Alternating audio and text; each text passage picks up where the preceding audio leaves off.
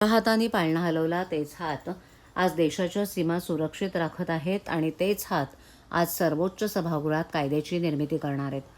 नारी शक्ती वंदन हे विधेयक त्या अदृश्य हातांना दृश्य ताकद देण्याचं कार्य करून देशाच्या सर्वांगीण विकासाला हातभार लावेल अशी भूमिका खासदार नरेश म्हस्के यांनी संसदेत मांडत नारी शक्ती वंदन विधेयकाला शिवसेना पक्षाचा पाठिंबा व्यक्त केलाय.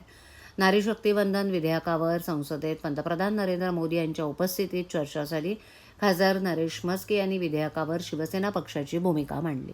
खासदार म्हस्के म्हणाले की ज्ञानाची देवी सरस्वती आहे तर शौर्याचं प्रतीक माँ दुर्गा आहे.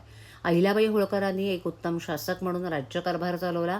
आज महिला ग्रामसेविकेपासून सरपंच पदावर आपल्या गावचा कारभार हाकत असून पूर्ण गावचा कायापालट त्यांनी केलाय. आज देशाच्या सर्वोच्च पदावर द्रौपदी मुर्मू विराजमान असून ती अभिमानाची गोष्ट आहे.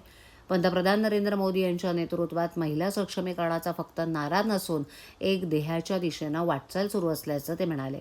महाराष्ट्रात तत्कालीन मुख्यमंत्री आणि विद्यमान उपमुख्यमंत्री एकनाथ शिंदे यांच्या नेतृत्वाखाली लाडकी बहीण योजना सुरू झाली. महिलांच्या सक्षमीकरणाच्या दिशेनं ते क्रांतिकारी पाऊल ठरलं होतं. ती केवळ आर्थिक मदत नसून माता भगिनींच्या स्वाभिमानाचा सन्मान होता. पक्षाचे जोडे बाजूला ठेवून या ऐतिहासिक विधेयकाला एकमतानं पाठिंबा देण्याचं खासदार नरेश म्हस्के यांनी विरोधकांना आवाहन करत, विधेयक एका पक्षाचं नसून या देशाच्या मातृशक्तीचं प्रतीक आहे. आपल्या समर्थनामुळे जगाला हा संदेश जाईल की भारत आपल्या मुलींच्या पंखांना आकाश देण्यास सज्ज आहे, असं नरेश म्हस्के पुढे म्हणाले.